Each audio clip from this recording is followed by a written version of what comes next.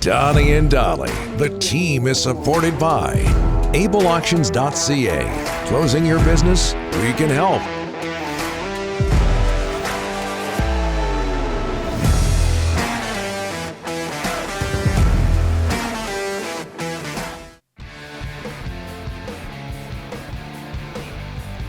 John Horn, tennis analyst supreme, will talk to us in our next segment about what Leylah Fernandez is up to at the U.S. Open, and Felix Auger-Aliassime as well. That's coming up next. Right now, just ahead of Thomas Drance. All of our guests today brought to you by Langley Chrysler. Don't struggle to find a great deal on new or used vehicles when Langley Chrysler has over 200 vehicles on the lot. Save up to $10,500 on Ram at Langley Chrysler, in-store or online at langleychrysler.com.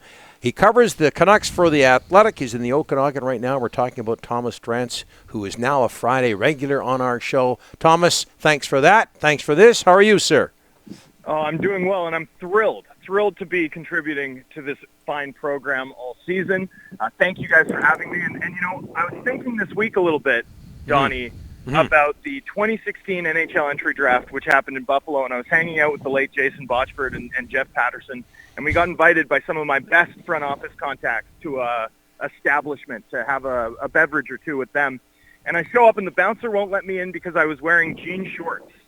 Oh, for years, I was ripped mercilessly within our industry. And I was just so thrilled to see you supplant me with your denim faux pas this week.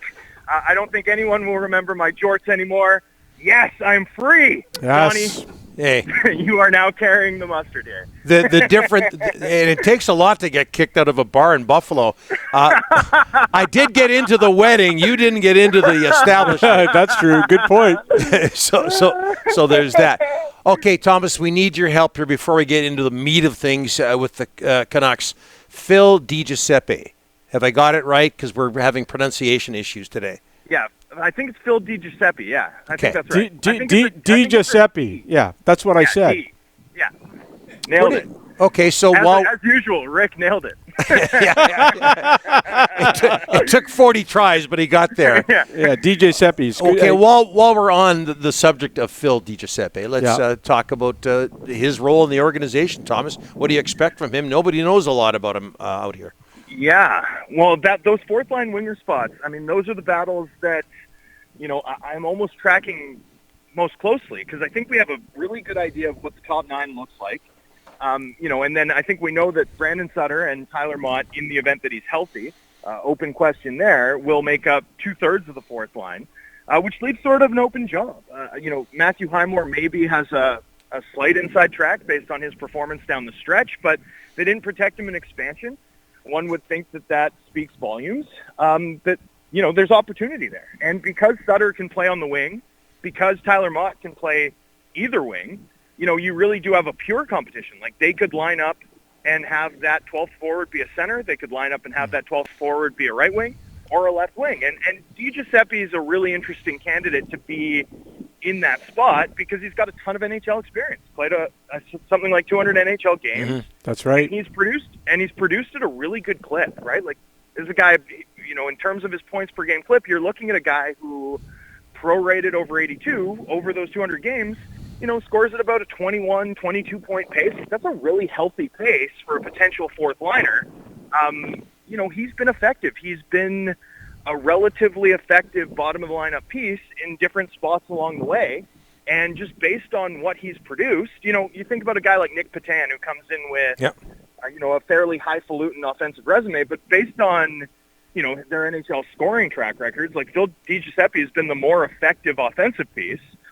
Profiles to be a little bit more of a classic energy line guy too in terms of, you know, his style of game. So yeah, I mean, I honestly think Phil Giuseppe, like if I was sort of handicapping things, I'd put him as, if not a favorite, right next to it, along with Highmore, to be the guy to emerge with one of those fourth line spots on the opening night. That's what I've heard. Thomas says, keep an eye on this guy. You know what? I think the organization's high on him. Vasily Podkolzin is on the ice these days, Thomas, here in Vancouver. Do you have any idea what to expect from him?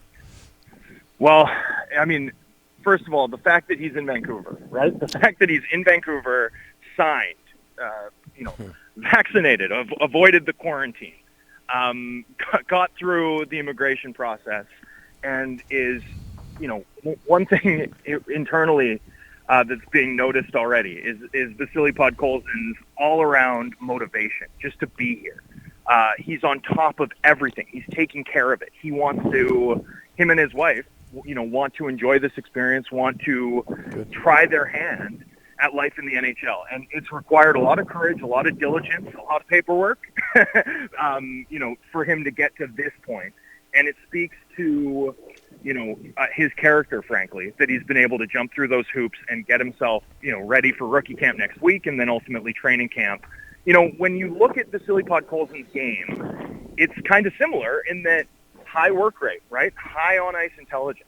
And the one thing that I'm, not concerned about, but that I want to see is as Podkolzin matures, right, as he hits sort of his peak contributing years in the NHL, based on his game and that work rate and the fact that he does things the right way, like he's going to be a player who probably has more defensive and two-way impact, right, as an assertive physical winger, than just pure offensive impact. But when you look at the history of 20-year-old NHL players, right, it's like a lot of guys come in and are skilled enough to contribute offensively right away. It's very rare that you have like an assertive defensive forward come in and make a defensive impact at the age of 20. And yet I do think that that's where the Canucks will be counting on Podkolzin to some extent, to at least be able to hold his own. Yep. So I'm really curious to see if his all-around defensive intelligence translates in year one. And I think it's important to be patient in the event that it doesn't. Just because that, no one is a great defensive player at the age of 20 in the NHL. It takes some time. It's such a cruel league, especially if you're, matching up with any regularity against top of the lineup caliber pieces. So, if Podkolzin can just bring energy, if he can bring that drive, the drive he's already shown, I think that's a huge, huge boost for this team. And if he's any better than that, like that is found money, especially. And he's got 3 years left on an ELC. Thomas, let's get into it. There's two superstar players in the city that are not signed. What are you hearing the latest on the negotiations?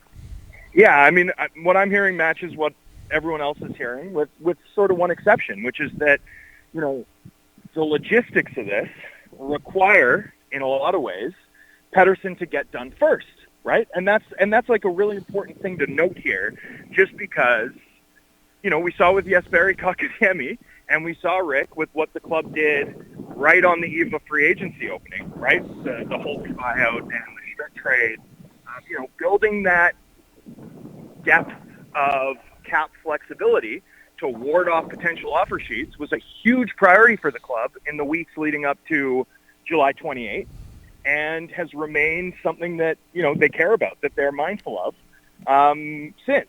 And because Hughes isn't subject to an offer sheet, and because Pettersson could be, hypothetically, even if it's unlikely, there's a certain level of risk associated with tying up available space on Hughes before a PD deal gets done. So no matter which one is more advanced, just in terms of overall risk mitigation, right, and the overall right way to do things, like PD kind of has to get done first. The other thing that I'd note that's really interesting about this, Rick, and we've written about this and covered this and talked about this at length, we always talked about how the market for PD was relatively established, and the market for second contract defensemen was like, who knows? Like, who knows? Yeah. And then Makar happens, and then Heiskanen happens. And now it's almost flipped, where we're looking at it and saying, in some ways, the market for a second contract defender is almost more set now. And so, with the reports coming from Elliot Friedman, who obviously contributes to this show as well, also from Patrick Johnston of Post Media, that, the club's looking potentially to go a little bit longer on Hughes, that maybe there's a little bit more momentum in that arena. That doesn't surprise me either, just because of the way that dynamic has converted over the course of a really eventful summer of business in the NHL.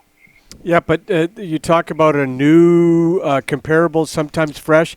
This Minnesota forward, Thomas, is as I said on Tuesday, he could be the new comparable for Pettersson. So there's a waiting game going on here as well.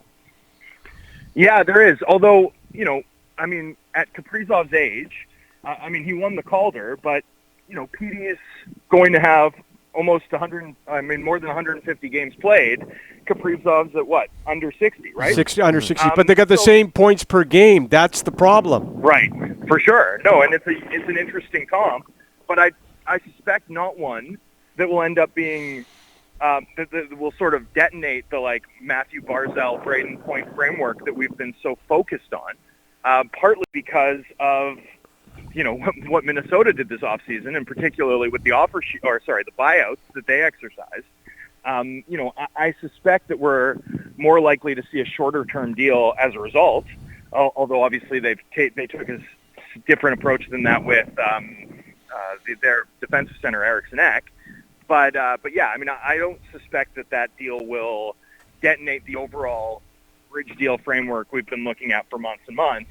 And yet, I almost wonder if the Brady Tkachuk one is the more interesting one for the Canucks, especially with recent whispers that Tkachuk may go long with the Senators. Very quickly, Thomas, we've been talking a lot about this, the training camp battle, left side, third pairing, Rathbone, Juolevi. How do you see that panning out? Well, don't sleep on Brad Hunt would be my first reaction here. Brad Hunt is like Brad Hunt was scored 8 goals for the Minnesota Wild in 1920, right? Mm-hmm. And then last year is an everyday player in their lineup. He hits the COVID list, and Minnesota sort of wins games and he doesn't get back in. And we've all seen this in hockey. Like it's a tough league, but it's not like his performance removed him from the lineup. It was one of those circumstantial ones. The last time Brad Hunt was in the American League, he was the leading scorer, not among defensemen, in the league. And then he came up, that was 5 years ago. He hasn't played an American League game since. So, everyone loves the Maple Ridge story and, thinking about, what he could look like quarterbacking the Panthers playing Abbotsford. But don't sleep on this guy. This guy is an NHL-level player. He can play the left side, he can play the right side. He can play forward. By all accounts, he's the best locker room guy. Like, you could not do better as like a 23rd or 22nd player on your roster, both in terms of the attitude, the personality, the versatility. Like, he's got everything you'd ever want in that sort of 8th defenseman or 7th defenseman guy. And frankly, he's better than that in terms of his overall impact on the team. So Brad Hunt's the guy to watch for here, in my view. In terms of Rathbone, in terms of Juolevi, the thing I want to see out of Rathbone is I think he's got the inside track, but he's got to seize this opportunity. When he didn't make the team out of camp last year, maybe it looks like a mistake in retrospect with what he did in his 8-game cameo down the stretch, but it wasn't. Like, he wasn't ready. He needs to come in and leave no error here, especially because we know that the club, will be loath to waive a player like Juolevi, who was the 5th overall pick just 5 years ago. And Brad Hunt is really, really good. Like, this is stiff competition for Rathbone. Clearly the highest upside guy. I think he's dynamic. I think they need his speed, and I think he could be an exceptional contributor on this team, not just this year, but for many years to come. But he's got to go in there and leave no doubt, especially because he's the only waiver-exempt player among the 3 we listed. For all the reasons, like he may be the guy with the inside track, but it's really important that he earn it and leave no doubt in the coach's minds as they make those final cuts. We left a lot on the table here, Thomas, but we've only got so much time. This is outstanding. Visit number 1 from you as a regular. We'll talk to you next week. Thanks so much. My pleasure, gentlemen. Cheers.